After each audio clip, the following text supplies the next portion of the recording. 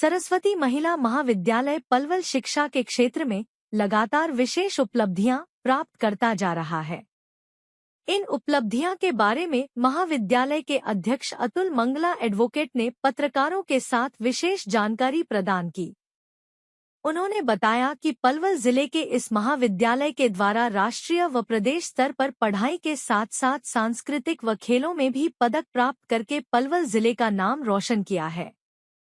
इस अवसर पर कॉलेज निदेशिका मनीषा मंगला, प्राचार्य डॉक्टर वंदना त्यागी, नेहा शर्मा भी मौजूद थे। जानिए सरस्वती महिला महाविद्यालय के अध्यक्ष अतुल मंगला ने क्या कहा। एमडी यूनिवर्सिटी में केवल 2 कॉलेज ने किया, एक वेस्ट कॉलेज ने, एक हमारे कॉलेज ने, बाकी केयू में अलग किया।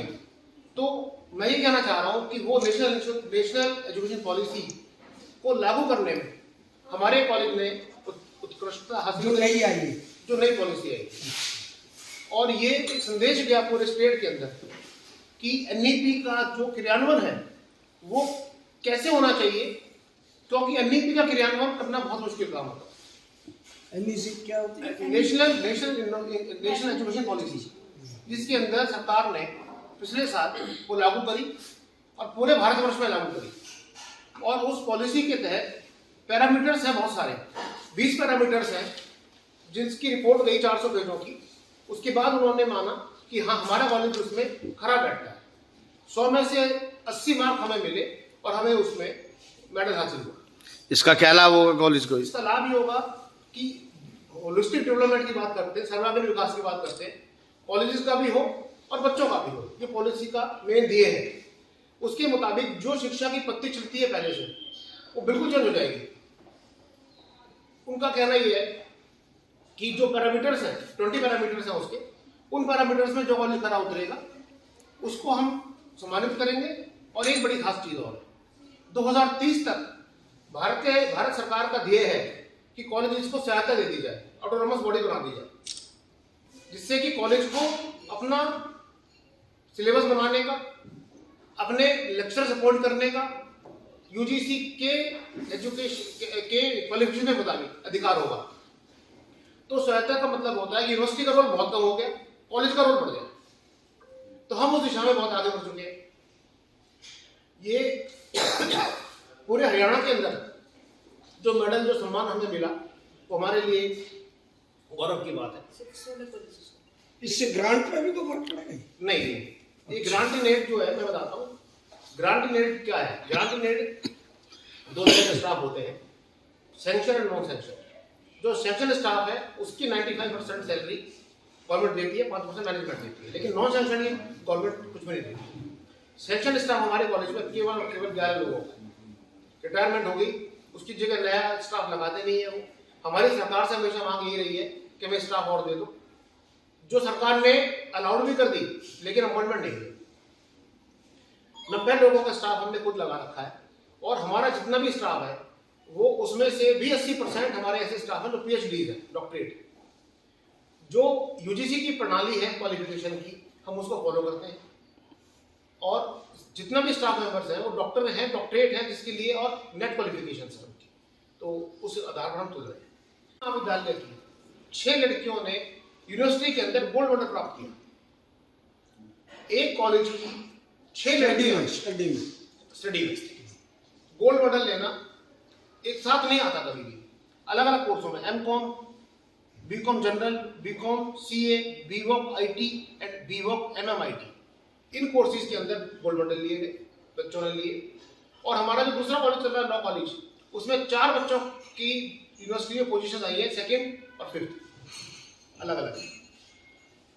3 बच्चों की टीम वहां पर, एक राष्ट्रीय मूट कोर्ट हुआ, नेशनल मूट कोर्ट कंपटीशन होता है, उसमें पूरे इंडिया में फर्स्ट आई है हमारी टीम, जिसमें 43,000 रुपये प्लस शील्ड का उन्होंने नकद प्राइज रखा हुआ था, जो हमें मिला।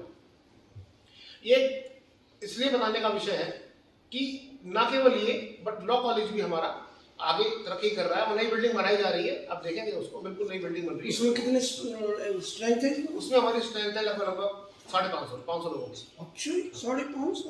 क्योंकि वहाँ 2-3 कोर्स चलते हैं, LLB 3 ईयर, LLB 5 ईयर और LLM भी चलता है। ठीक है, क्योंकि संस्था जब पहले देखी होगी छोटी थी, अब आशीर्वाद हमारे बुजुर्गों का मिला, हमारे फाउंडर्स का मिला, भगवान की कृपा रही तो संस्था बढ़ रही है आगे और रेगुलरली बढ़ रही है। अब हम ये एक्सपेक्ट करते हैं कि जो अब तक हरियाणा के अंदर कहते थे कि शिक्षा का क्षेत्र केवल रोहतक है या हिसार है, हम उनसे कंपटीशन कर रहे हैं। आप इसी से लगा लो कि एनईपी या तो मिला है सम्मान वेस्ट कॉलेज रोहतक को या हमें, कोई और को नहीं मिला।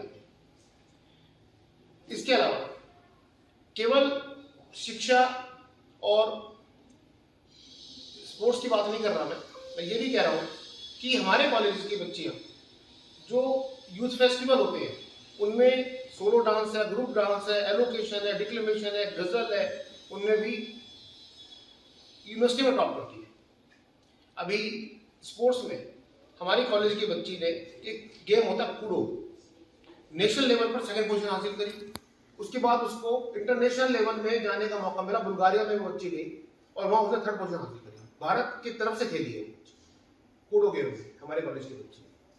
हमारे कॉलेज की yoga team all India level पर पार्टिसिपेट करा और जो एक महिला क्रिकेट भी खिलाया जाता है, सिखाते हैं, क्रिकेट अकेडमी हमारी खुली हुई है, यहाँ यही चलती है इसी कॉलेज में। वहाँ पर स्टेट लेवल में हमारे कॉलेज में क्रिकेट टूर्नामेंट में लड़कियों ने दूसरा स्थान प्राप्त किया। उसके अलावा फुटबॉल में लड़कियों की फुटबॉल में हमारी कॉलेज ने दूसरा स्थान प्राप्त किया और योगा चैंपियनशिप में हमारे बच्चों ने प्रथम स्थान प्राप्त किया। तो ये ओवरऑल डेवलपमेंट है, होलिस्टिक डेवलपमेंट इसको कहते हैं, एनईपी में कहा जाता है। सर्वांगीण विकास। सर्वांगीण विकास कैसे होगा? शिक्षा, स्पोर्ट्स, पार्टिसिपेशन, उसका प्रेजेंटेशन, उसकी पर्सनल डेवलपमेंट, सब कुछ मिला के एक सर्वांगीण विकास होता है। हम सर्वांगीण विकास की तरफ बढ़ रहे हैं। अब ये देखें कि कुछ सिस्टम्स हमारे बच्चों ने ई सिस्टम, जैसे कि बेस्ट आउट ऑफ वेस्ट क्या होता है, वेस्ट से इस्तेमाल कैसे करें, मतलब कचरे का इस्तेमाल कैसे करें, मैं आपको दिखाऊंगा अभी ग्राउंड के अंदर। हमारे बच्चों ने पानी की प्लास्टिक की बोतलें, जो खाली बोतलें होती है बड़ी, उनको लिया, उसमें कचरा भर के उसको लगा दिया, बेंच बना दी और उसको चुनाई कर दी, उसमें कलर पेंट चल रहे हैं। तो ये इस तरह की चीजें जो अगर ये बोतलें पड़ी रहती हैं तो नालियों फंसेंगी, ये पार नहीं होगी नालियों से क्योंकि प्लास्टिक है। उसका बेहतरीन इस्तेमाल जो है वो हम यहाँ करा। उसके अलावा आप देखें हमारे कॉलेज में एक और नया काम शुरू हुआ बढ़ के, रिसर्च का। जो रिसर्च का काम देश के किसी भी बड़े कॉलेज में है वो हम यहाँ नहीं कराते।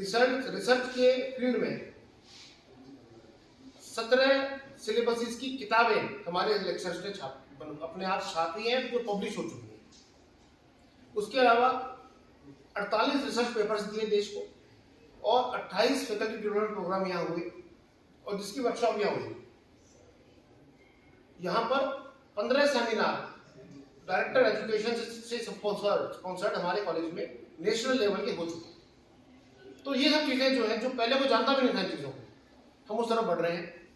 और उस तरफ हम बढ़ने का औचित्य केवल ये है कि पलवल के क्षेत्र में या आसपास के क्षेत्रों में, जिला पलवल है, जिला गुड़गांव, जिला फरीदाबाद, जिला नूंह, उन सब क्षेत्र के बच्चों को एक शिक्षा का एक ऐसा प्लेटफॉर्म मिल जाए कि जहाँ वो हर चीज को सोचो। हमारे इस कॉलेज के अंदर 29 कोर्स काम कर रहे हैं, 29 कोर्सेज हैं। 29 कोर्सेज वो कोर्सेज है जो मैं नहीं समझता कि किसी और कॉलेज में होंगे, क्योंकि हमारी एफिलिएशन 2 यूनिवर्सिटी से।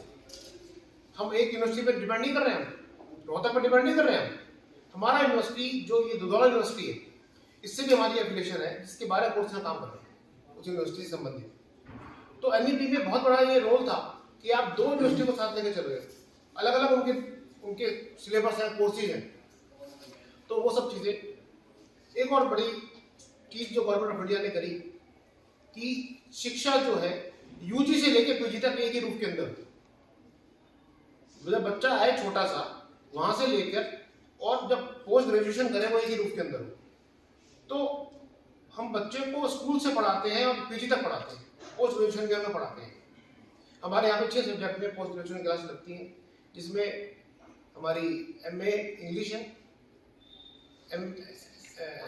एमए पॉलिटिकल साइंस है, एमएससी फिजिक्स है हमारे पास एमकॉम है यहाँ पर, हमारे पास यहाँ पर MSc और MCA, तो ये सब क्लासेस वोकेशनल कोर्सेज की है, उसकी है ये पोस्ट ग्रेजुएशन कोर्सेज कुछ और कोर्सेज मिलाने वाले हैं। MA हिंदी जो यहाँ नहीं है अभी तक, वो यहाँ आ जाएगी। उसके अलावा हमने देखा कि बच्चों का फील्ड जैसे गवर्नमेंट कॉलेज में है नहीं, अच्छा, पलवल में नहीं, यहाँ लाएंगे। और एक और चीज कि हम ये देखते हैं कि बच्चों का रुझान किस कोर्स में, अब जो चल रहा है रुझान, उनका रुझान चल रहा है साइंस की तरफ। तो जो साइंस की एक यूनिट है, नेक्स्ट सत्र में जो एडमिशन होगा उसमें एक यूनिट की परमिशन हमने और ली है यूनिवर्सिटी से कि बच्चों को कैटर कर सकें। हमारे पास एप्लीकेशन 500 होती है, सीट 70 होती है, जो कि हमें लगता है कि हम अन्याय कर रहे हैं उन लोगों के साथ जिन लोगों का एडमिशन नहीं हो पाए। उनको पूरा करने के लिए हम सीटों को बढ़वाने की बात कर रहे हैं। एक हमारा जो बहुत जबरदस्त प्रयास चल रहा है आजकल, वो चल रहा है इंटीग्रेटेड बीएड का। गवर्नमेंट ऑफ इंडिया की पॉलिसी है कि बीएड कोर्स कॉलेज जितने भी है उनको खत्म कर दिया जाएगा। बीएड केवल वहां चलेगी जहां BA BCom BSc के कोर्सेज चल रहे हैं। जिस कॉलेज में BA BCom BSc नहीं है वहां बीएड की परमिशन नहीं मिलेगी। तो हमारे कॉलेज में कोर्सेज हैं वो सारे। यूजीसी का सेक्शन 12A का प्रावधान है जो हमें, जिसके अंदर हम फॉल करते हैं, और हमने अप्लाई किया हुआ है NCTE जयपुर को कि हमें यहाँ पर B Ed course, integrated B Ed course दे। क्यों? इंटीग्रेट का मतलब क्या होता है कि उसे 1 साल बचता है बच्चे का। 3 साल की बच्चा BA करे और 3 साल की बीएड करे तो 6 साल लगते हैं। उस कोर्स में केवल 5 साल में BA BEd की डिग्री मिल जाती है इकट्ठी। अलग कॉलेज ट्रीट होता है, वो अलग कॉलेज ही बनेगा। जिस तरह LLB उसकी लाइन निर्धारित हो जाती है। आज बच्चा BA करके आता है, उसके सामने अंधेरा होगा, उसको नहीं पता होता कि वो क्या करेगा। वो सोचता है मैं करूँ, MSc करूँ, क्योंकि आजकल BA वाला भी MSc कर सकता है। आजकल गवर्नमेंट ने ये खत्म कर दिया कि BA वाला नहीं करेगा, MSc भी कर लेता है, MSc बाद MSc भी कर लेता है, लेकिन उसको लाइन नहीं मिलती। दूसरी बात, सबसे बड़ी बात ये कि हम यहाँ पर बच्चों को जॉब दिलवाने की व्यवस्था करते हैं। हमने दो जॉब फेयर लगाए हैं जिसमें हमने 250-200 बच्चों का अपॉइंटमेंट कंपनियों में करा दिया। लेटर आ चुके हैं उनके पास, कुछ ने ज्वाइन किया, कुछ ने ज्वाइन नहीं किया। तो जो भी कोर्सेज हमारे स्किल यूनिवर्सिटी के मार्फत है, उन कोर्सेज से हमारा ये कहना है कि इंडस्ट्रीज के अंदर उन सब बच्चों को एडजस्ट कराएंगे, क्योंकि गवर्नमेंट के ऊपर बोझ पड़ना गलत है। बच्चे अपना रोजगार करें और अपने आप उनकी जॉब लगी हो तो अच्छा है। गवर्नमेंट की जॉब का कोई भरोसा नहीं है, कोई गारंटीज नहीं है।